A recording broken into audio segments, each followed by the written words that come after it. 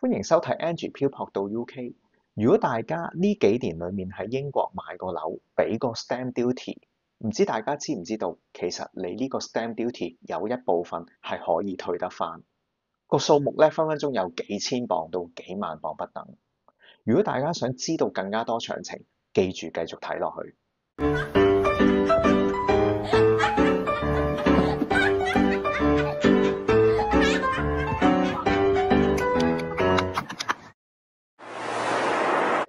講到呢啲咁專業嘅話題，梗係唔係由我去講啦。今日我就請咗一個朋友叫 Eric 上嚟。咁咧 Eric 咧就係 tax consultant 啦，同埋係 mortgage broker 嚟嘅。如果大家喺英國想做 mortgage 咧，有啲咩問題或者想提高 mortgage 嘅按揭額咧，大家繼續睇落去啊。Eric 應該可以幫得到大家。大家好啊，我叫 Eric 啊，做 tax consultant 嘅，咁亦都係一個持牌嘅 mortgage broker。咁一直以嚟咧，我都同好多客戶咧就處理過唔少嘅退稅個案㗎啦。咁我就發覺咧，原來好多人對英國嘅印花稅點樣計算，同埋有咩情況之下可以退翻嘅認知唔係太多嘅，咁令到好多時咧就錯過咗啲可以退稅嘅機會。咁有陣時啦，都可以知道自己可以退稅喎，咁但係已經過咗個申請期限啦，咁就俾稅局反對咗佢嘅申請。咁又或者我哋本身咧係唔符合退稅條件嘅喎，咁但係走去申請喎，咁最尾就算申請成功嘅話咧，都有機會咧就被覆核嘅。咁我就希望咧，藉住今日呢個時間咧，就講一啲關於英國微印花稅嘅小知識，咁同埋有咩情況之下可以退稅。咁另外啦，我就會講一講賣出香港物業之後，先至買英國物業，仍然可以獲得退稅嘅例子啦。咁預期申請嘅處理方法啦，咁同埋有咩方法，就算買兩個英國物業，都係唔需要俾第二微印花稅嘅。咁最後啦，我就會講一講有咩方法可以增加你嘅按揭借貸額。如果要知道咧有咩情況之下可以退翻英國微印花稅嘅話咧，咁首先要了解下英國微印花稅究竟係點樣計算嘅。咁英國微印花稅咧其實分咗3部分嘅。咁第一部分就係基本稅率，21萬磅樓下咧係唔需要交印花稅嘅，21萬磅至到925000磅就要交5%。咁物業價值越高嘅話，交比例就越大啦。咁而基本稅率咧係必須要交嘅。咁除非你計錯數啦，咁如果唔係，基本上咧就唔可以退翻嘅。好啦，咁第二部分咧就係第二微印花稅。咁如果你嘅物業係全球性計算嘅第二個物業，或者係公司持有嘅話咧，咁你係需要交整個樓價5%作為額外印花稅嘅。咁第三部分咧就係海外買家印花稅。如果你購買英國物業嘅時間係非英國居民，咁你係需要交整個樓價2%作為額外印花稅嘅。只要將所有部分加上嚟咧，就係你要交嘅印花稅嘅總數目啦。其實咧，只要你有交過額外印花稅，包括第二微印花稅或者係海外買家印花稅，咁喺符合某啲條件底下嘅話咧，你就有機會退翻個印花稅㗎啦。咁喺呢度咧，我就舉個例子俾大家參考下啦。咁例如價值40萬磅嘅英國物業，究竟印花稅點計算嘅咧？咁首先係基本稅率啦，頭25萬磅咧係唔需要交印花稅嘅，咁剩翻15萬磅就要交5%，即係7500磅啦。咁如果你係需要繳交第二微印花稅嘅話咧，你係需要交整個樓價5%，即係2萬磅。最後啦，如果你要繳交海外買家印花稅嘅話咧，你係需要交整個樓價2%，即係8000磅。只要將所有數加上嚟，就係你要繳交嘅印花稅嘅總數目啦。咁喺呢個例子裏邊咧，就係35500磅。咁但係如果你係符合某啲條件嘅話咧，你嘅第二微印花稅咧係可以申請退翻嘅。你嘅海外買家印花稅亦都可以退翻。咁咧，你嘅總印花稅咧只需要俾7500磅。咁即係話你可以獲得28000磅嘅退稅，即係大概係港幣28萬啦。咁所以大家都需要清楚了解，究竟你自己係咪符合退稅條件，因為呢一筆都係一筆唔細嘅數目嚟嘅。頭先講過啦，英國微印花稅咧其實分3種嘅，分別係基本稅率啦、第二微印花稅啦。咁之前咧就係3%，而家就變咗5%。咁最後咧就係海外買家印花稅。由於基本稅率咧喺大部分情況之下都冇得退㗎啦，所以今日都唔討論呢一部分。咁有個題外話講一講啦。之前我有客戶咧喺 Stamp Duty Holiday 就買咗樓，咁佢就以為自己就冇交到任何嘅額外印花稅，所以就冇申請退翻呢個第二微印花稅同埋海外買家印花稅。咁但係實際上咧，佢哋有交過嘅。其實咧 Stamp Duty Holiday 咧只係針對基本稅率有優惠嘅啫。咁頭先嗰兩種稅咧仍然都要交嘅。好啦，而家講一講有咩情況之下可以退稅啦。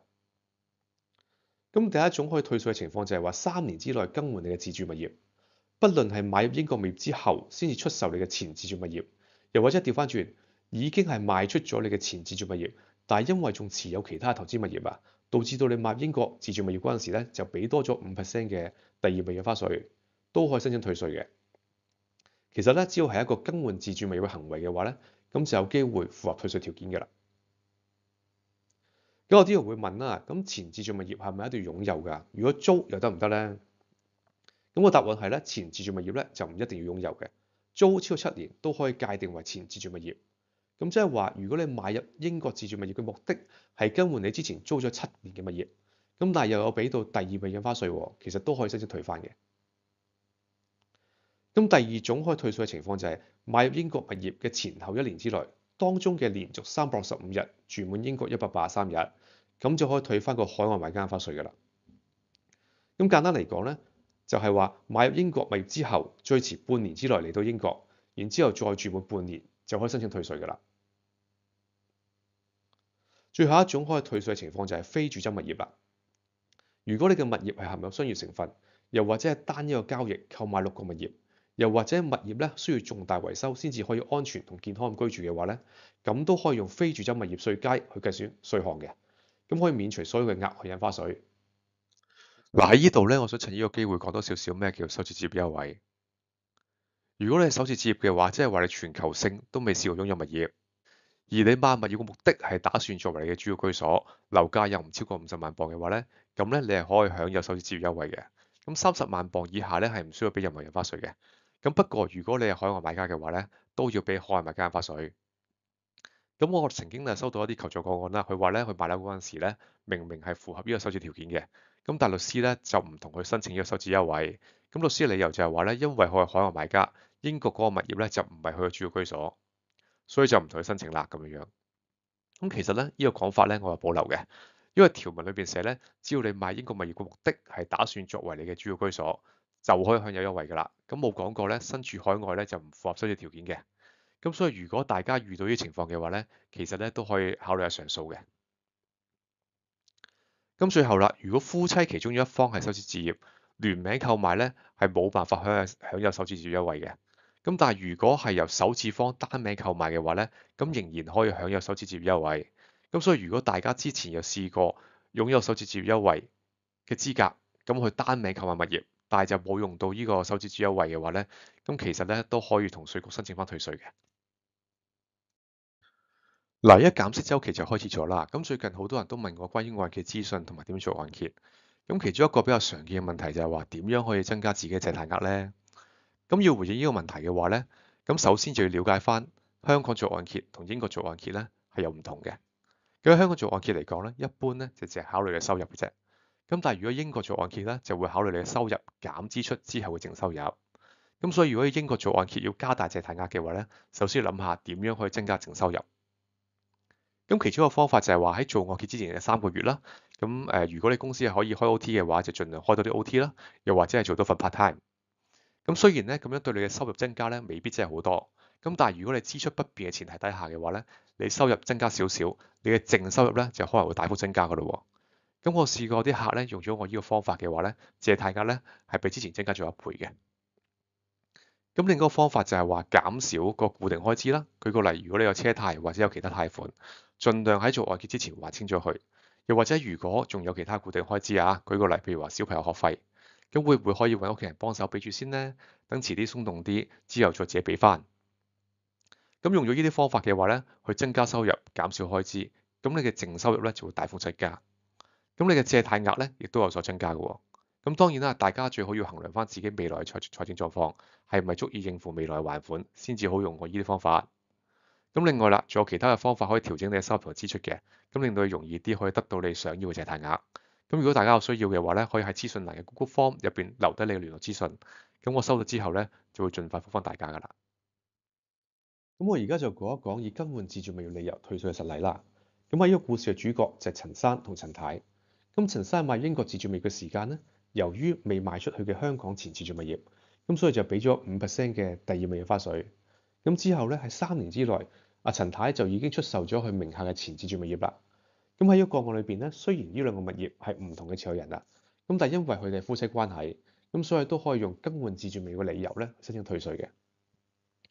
咁另外啦，原來陳生咧仲持有其他收租物業嘅喎。咁不過咧，只要佢買英國物業嘅目的係更換佢嘅自住物業，咁就算陳生擁有其他嘅投資物業，都唔影響佢退稅申請嘅。咁不過大家要記住啦，以更換自住物業理由退稅咧，係需要喺賣出前物業之後嘅1年之內申請。咁預期申請咧，一般都唔會受理嘅，又或者要用一啲可以延長申請期限嘅法例同程序去做。咁但係申請上嚟咧就複雜好多啦。咁而家講講第二種情況啦。咁我都知好多香港人咧係賣咗香港層樓先至過嚟英國買樓嘅。咁喺咁嘅情況之下，有冇機會退稅呢？咁呢個問題就視乎你有冇繳交過第二物業印花稅啦。如果你買英國物業嘅時間係冇繳交過第二物業印花稅，咁當然唔存在退稅嘅理由啦。咁但係咧，如果好似呢個情況咁樣，咁陳太早前已經出售咗佢嘅前自住物業，咁之後陳生買英國自住物業嘅時間咧，由於擁有其他投資物業啊，所以佢買英國物業嘅時間咧就俾多咗5%嘅第二物業印花稅。咁由於陳生買英國物業嘅目的係更換陳太賣出嘅前物業，咁其實都係符合退稅條件嘅。咁不過申請上嚟咧就唔係咁容易啦。嗱，而家我就講一講一個好多香港人關心嘅話題啦。因為好多香港人咧賣咗自住物業之後咧，都要用翻呢筆錢嚟買英國物業，將筆錢一開二，一間自住，一間收租。咁如果買2間英國物業，咁點先可以唔需要俾第二物業印花稅咧？咁我而家就舉2個情況俾大家參考下。咁第一個情況就係話，陳生出售咗佢嘅香港自住物業之後，咁首先就買咗間英國嘅自住物業，之後再買間收租物業。咁由於佢買入收租物業嗰陣時咧，已經係佢當一刻嘅第二個物業啦，所以佢嘅收租物業咧係需要俾5%嘅第二物業印花稅嘅。咁第二個情況就係話，陳生賣出咗佢嘅香港自住物業之後咧，首先佢就買一個收租物業。咁由於佢買收租物業嗰陣時咧，係佢當一刻嘅第一個物業，咁所以係唔需要俾第二物業印花稅嘅。咁之後咧，佢再買入佢嘅自住物業嗰陣時咧，佢就俾咗第二物業印花稅。但係如果佢買英國自住物業嘅目的係更換佢之前喺香港賣出嘅前物業嘅話咧，其實咧係可以同稅局申請退翻呢個第二物業印花稅嘅。咁即係變相雖然佢係擁有2個物業，咁但係都可以免除呢個第二物業印花稅。咁不過咧，我都要補充一句啊，呢一種退稅咧，如果要符合資格嘅話咧，係要符合一系列嘅條件嘅。咁咧並唔係話你曾經賣出過前自住物業，就等於你將來買呢個物業嗰陣時咧，就一定可以退稅。咁所以大家喺申請之前咧，最好要諮詢翻專業人士嘅意見。嗱，而家就講一講另外一種比較常見嘅退稅情況啦。咁啊，陳太就以海外買家身份聯名買咗個英國物業，咁並且交咗2%嘅海外買家印花稅。咁陳生買英國物業之後嘅半年之內就抵達英國啦，咁符合呢個退稅條件嘅嚇。咁但係咧，陳太就超過咗半年之後先抵達英國，並唔符合退回海外買家印花稅嘅條件。咁不過咧，由於佢哋夫妻關係啊，只要符合某啲條件底下咧，仍然都可以全數退回翻個海外買家印花稅嘅。咁簡單嚟講咧，就話如果係夫妻聯名買物業，只要其中一方買英國物業之後嘅1年之內住滿英國半年，咁都係有機會全數退回翻個海外買家印花稅嘅。咁甚至乎我處理過某啲個案啦，就係單名購買物業，單名個方就嚟唔到英國，咁但係佢嘅配偶嚟咗英國，咁都係可以申請退稅嘅。咁但係呢種退稅就唔係咁容易申請啦。咁第二個例子就係話，陳生以海外買家身份交咗2%嘅海外買家印花稅。咁雖然佢買英國物業之後嘅1年之內就住滿英國183日，咁但係因為超過咗個申請期限先提出申請啊，咁就俾英國稅務局反對咗佢申請。咁反對嘅理由就係逾期申請啦。咁我哋都要幫佢咧，就引用咗一啲相關嘅法律條款咧，去延長個申請期限。咁最後咧就成功幫佢申請到退稅。咁講到呢度啦，睇下你仲有冇啲咩問題啦？喂，Hello Eric，唔該晒你講得好清楚，但係咧我仲有少少嘢唔係好明，唔知可唔可以問一問你？頭先咧聽你講，如果係用更換自住物業嘅理由去申請退稅，就算有其他物業都可以退到稅。我就唔係好明啦。如果我買入英國物業嗰陣時，唔只得一個物業，點解唔使俾第二物業印花稅嘅？嗱，其實英國政府咧都人性化嘅。如果你買樓嘅目的係更換你嘅自住物業，不論你係先買英國自住物業之後先至賣出你嘅前物業，又或者調翻轉頭先賣出你嘅前物業之後再買英國嘅自住物業，其實都係一個一換一嘅行為。喺過程之中咧，你冇持有多咗物業㗎，咁所以不論你係咪持有其他物業，你都可以申請退翻個第二物業印花稅。咁舉個例啦，如果你因為持有一個投資物業，你每次換自住樓嗰陣時咧，你都要俾多5%。咁你換10次樓就要俾多50%。但係咧，你都冇買多套物業，咁啊似乎對啲要換樓嘅人士就好唔公平啦。咁如果我買入英國物業嗰陣時，個目的咧係為咗出租，之後我又賣咗香港層自住物業，可唔可以申請退稅咧？嗱，呢個都有啲申請退稅人士有犯過錯誤嚟嘅。以更換自住物業理由退稅咧，你買入嘅物業同埋你賣出嘅前物業都係要自住為目的嘅。如果你買呢個物業嘅目的係出租，咁其實咧係唔符合規定嘅。除非你原本買英國物業嘅目的係自住，但係因為有某啲嘅原因，你暫時嚟唔到英國，你將你嘅英國物業暫時出租之後就自己住翻，咁咧英國稅務局咧係有機會批核你嘅申請嘅。咁但係最好要同稅局備案啦。喂，如果係咁都幾嚴格喎！我嚟咗英國，但係如果香港層樓又未賣得出，咁我正常嚟講，梗係放住租出去先㗎啦。咁邊放租邊放賣啊嘛。咁如果我咁嘅情況賣咗香港層樓咧，又可唔可以用翻嗰個叫咩更換自住物業嗰個理由去退稅？正如頭先所講啦，如果層樓未賣得出，咁都冇理由丟空咗佢噶嘛。咁你出租都係合理嘅。只要你賣出嗰一間係你之前曾經居住過嘅物業，你都可以用更換自住物業理由退稅。咁但係大前提係你居住嗰陣時咧，唔可以同你買入英國物業嘅時間相差超過3年。咁我諗大家都理解到啦。如果你曾香港嘅物業喺10年之前居住過，咁都好難話係你嘅前自住物業啦，係咪？咁所以英國稅務局係有3年規定嘅。咁你3年前居住過都可以叫做你嘅前自住物業。咁超過3年就唔計數㗎啦。其實頭先聽你講到，如果賣出咗之前嘅自住物業之後買入英國物業都可以退稅，我聽得唔係好明白。咁既然都賣出咗自住物業啦，你喺買英國物業嗰陣時都應該唔使交第二物業印花稅啦，點解都會有得退稅呢？如果你冇其他嘅額外物業，你買英國物業嗰陣時，當然係唔需要交第二物業印花稅啦。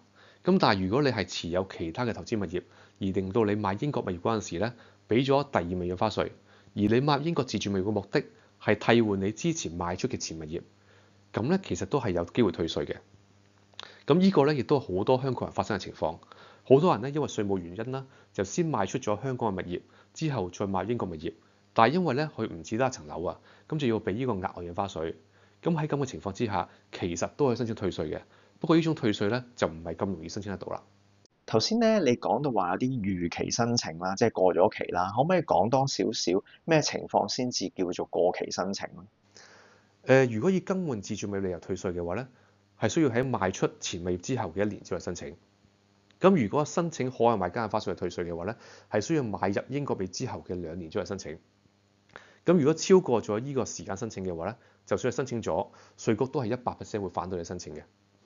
咁喺呢個時間咧，就要用一啲預期申請嘅程序同埋相關嘅法例，先至有機會可以申請得到啦。咁所以預期申請咧仍然有機會嘅，不過就唔係咁容易啦。但係就算運用預期申請嘅程序咧，申請嘅時間都唔可以超過買入物業之後嘅4年。咁如果超過咗4年咧，就基本上一定申請唔到噶啦。喂，咁如果有啲物業咧係聯名買，是但一個咧去咗英國之後183日，咁又可唔可以申請翻退翻嗰個海外買家印花稅？如果係聯名物業，係需要所有購買者都符合買入英國物業之後嘅1年之內住滿英國183日嘅要求嘅。咁除非大家係夫妻關係啦，咁如果唔係，是但有購買者唔符合居住時限嘅話咧，其實都係唔可以申請退稅嘅。喂，同埋咧，呢啲咁嘅退稅申請咧，其實容唔容易申請到？自己做得唔得咧？如果係一般嘅申請，你又好清楚知道自己係符合退稅條件嘅話咧，其實都可以自己做嘅。咁但係當然有啲人咧，英文可能冇咁好啦，又或者唔想自己花時間處理，甚至乎曾經嘗試過但係失敗咗，都會揾我哋幫手去申請嘅。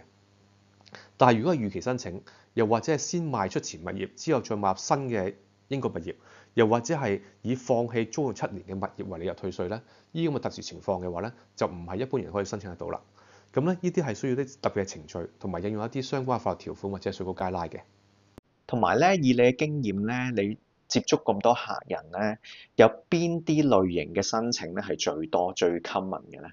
我係做得最多嘅就係預期申請啦，因為原來好多人都唔知道可以退稅嘅，到知道嗰陣時就已經過咗期啦。咁另外一種就係話已經賣出咗香港嘅物業，但係喺賣英國自住物業嗰陣時咧，又俾多到第二物業印花稅喎。咁仲有非住宅物業嘅退稅申請同埋一般嘅退稅申請都有人揾我哋做嘅。喂，Eric 啊，頭先咧聽你介紹嗰陣時咧，話自己係 tax consultant 同埋係 mortgage broker 啊嘛。咁我想問，如果香港人喺英國咧想做按揭，容唔容易咧？其實咧以香港嘅狀況嘅話咧，都唔係咁容易做到按揭嘅。咁首先咧就唔係間間銀行都做啦，因為每間銀行都有唔同嘅居住要求。咁有啲就要求喺英國逗留3年以上，有啲係2年，有啲1年。咁間間都唔同嘅。咁有啲就有入息要求，有啲就冇喎嚇。咁有部分嘅 lender 咧，佢根本就唔做街客嘅，所以你根本就揾唔到佢。咁如果你自己去揾嘅話咧，選擇就會少咗好多啦。咁同埋咧，申請嘅程序咧，同香港咧有好多分別嘅，尤其是對資金來源嘅證明咧，要求好嚴謹。咁我身邊咧有啲客戶咧就嘗試自己處理啦，咁最尾都俾銀行 reject 咗。咁因為我本身做開印花稅嘅諮詢退稅啦，咁身邊好多客戶咧都有按揭嘅需求，咁但係佢哋又唔熟悉英國嘅按揭嘅程序喎，咁我就考埋個 mortgage broker 牌啦，希望可以幫到佢哋。咁我想問下咧，如果我哋啲聽眾聽完之後咧，喺退稅方面啦，或者係 mortgage 方面咧有疑問咧，可唔可以聯絡得到你做一個諮詢？而諮詢又使唔使收錢啊？可以啊，我會喺呢條片嘅資訊欄裏邊放一個 Google Form 嘅連結。如果大家睇完呢條片之後仍然有疑問，又或者識就住個人嘅情況，了解下係唔係符合退稅條件，又或者係咪符合咗按揭嘅條件嘅話咧，都可以喺表格裏邊留低你嘅聯絡資訊嘅。咁我收到之後會盡快覆返大家。咁呢個諮詢咧係免費嘅，咁唔會收取任何嘅費用嘅。好，今集多謝晒 Eric 咧，抽時間同我哋講一啲咁複雜嘅話題。咁如果大家咧對印花稅做 mortgage 咧有問題嘅話咧，歡迎咧喺嗰個資訊欄度咧，我擺咗個 Google Form 嘅 link 嘅，可以喺嗰度咧去聯絡阿 Eric 啦。又或者大家如果對於今日所講嘅嘢咧，想有啲乜嘢留言咧，歡迎留言俾我嚇。咁我哋下一集再見啦。